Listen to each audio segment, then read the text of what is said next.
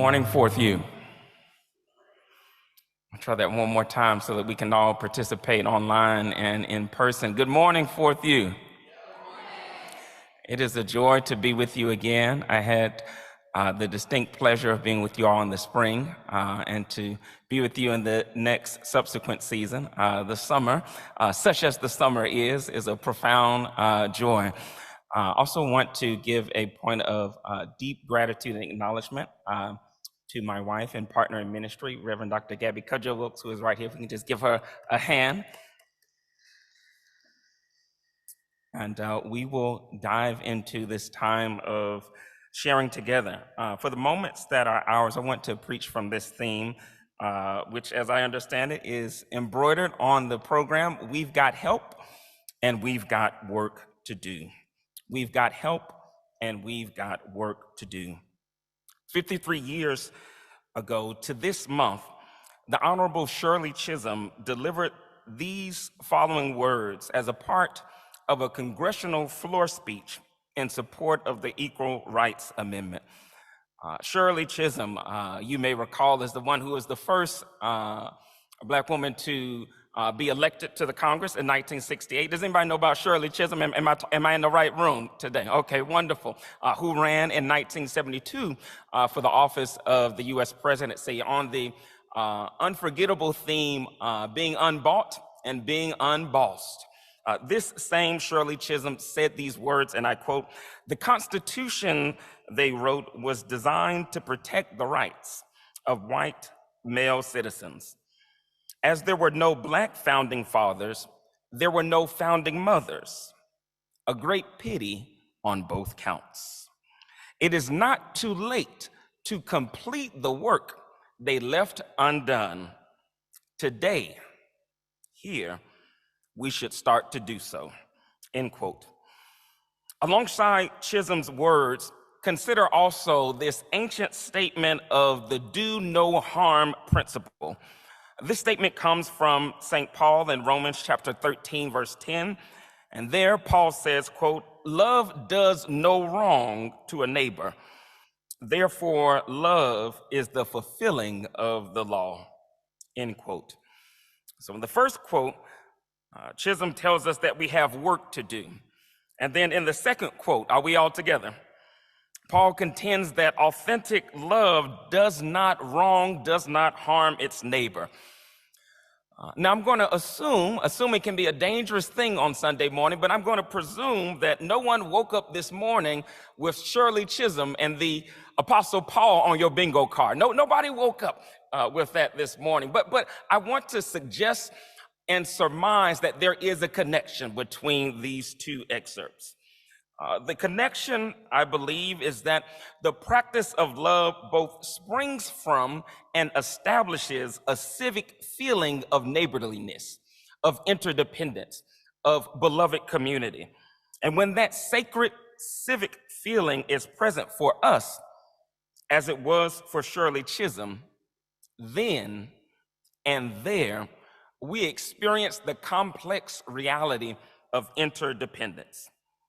Chisholm, with equal parts imagination and determination, insists that our futures are not separate, are not distinct, but that they are braided together. And that what we inherit from the past is not an already made tomorrow, but rather she argues that what we inherit, what we receive from preceding generations, is that there is work left undone. Work which we must start to do, can do, should do today. And what is that work, Fourth U? Here, Chisholm explicitly names the work left undone in the U.S. Constitution, lamenting the design flaws of gender and racial inequity in that document. And I believe that she calls it, as we just read together, a great pity on both counts. I share in Chisholm's lament, and I invite you to share in Chisholm's lament, but more profoundly and just as importantly, I invite us to share in Chisholm's cross-generational hope. Rather than resigning herself to an eternal yesterday where the vaunted Constitution looks the other way when wrong is done to neighbors who are women, who are Black, and we can extend the logic of that excerpt, who are gay, who are trans, who are queer, who are undocumented folks, rather than stay ossified in the past. Chisholm instead chooses a different path. She argues that today we can execute the unfinished work passed down to us.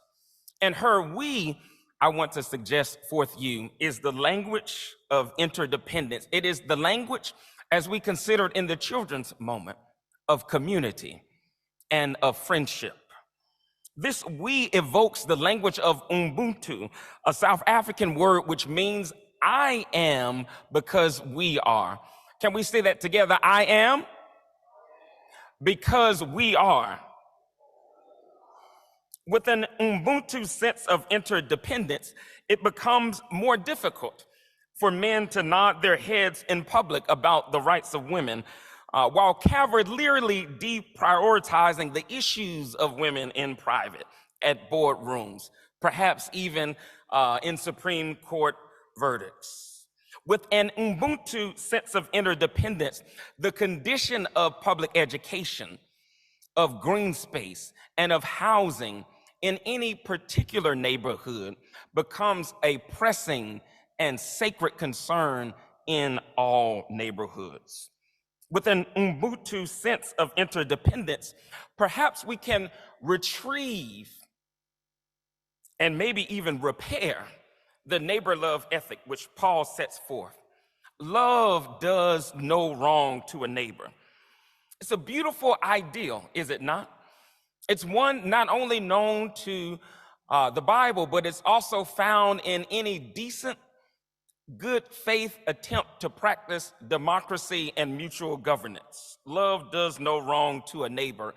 And yet, how many of us have experienced harm, injury, perhaps even trauma at the hands of a neighbor? If we push the inquiry gently, but more granularly, how many of us have perhaps intentionally or inadvertently contributed to the harm of a neighbor? We have work to do, Fourth U. But do we have any help? As I prepare to take my seat, I'm reminded of a certain psalmist by the name of Teddy Pendergrass, who once sang, "The world won't get no better if we just let it be. We've got to change it, just you and me." If we were to collectively remix and adjust those lyrics for our moment together, we might say the world won't be more interdependent. The world won't be more neighborly. The world won't automatically arise and execute the unfinished work of making of this precarious democracy something that is actually multiracial, something that is actually inclusive, something that is actually participatory, something that values the contributions, not only in November when we cast votes, but when we do the sacred work of deliberation and discussing problems, defining their scope so that we can solve them together. Brother Pendergrass is simply channeling Shirley Chisholm at this point. We have work to do. And as we do that work, our goal perhaps can be to avoid reinforcing, reinscribing, and reproducing the harm that we have inherited, perhaps even harm that each of us in various and sundry ways has committed. So the question arises again, but this time with stronger force. We know that we have work to do. We know that we have to-do lists, whether you keep them on a sketch pad, on an iPad, on a notebook. We know that we have work to do, but the question is, do we have any help? I want to suggest that we do have help in miraculous and mundane ways, in profound and in pedestrian ways, in spectacular and in sundry ways. We do, Fourth U, have help. We have the help of Sunday service, inspiring us with the beauty of song and surrounding us with community. We have the help of history, which upon close examination instructs us as to error and prompts us to continue a common good. We have the help of nature, challenging us to both savor and to protect this miracle of a world such as we have it. And in the words of the 46th Psalm, we have a very present help in the time of trouble. That psalmist dared to suggest that that God, that ultimate reality, that a primordial sense of relationality is our refuge. We have work to do, but we also have help. And may we do the work which is ours to do, and may we accept the help which is ours to receive, as well as ours to extend to one another. For as the great poet June Jordan said to us, we are indeed the ones that we have been waiting for. God bless you.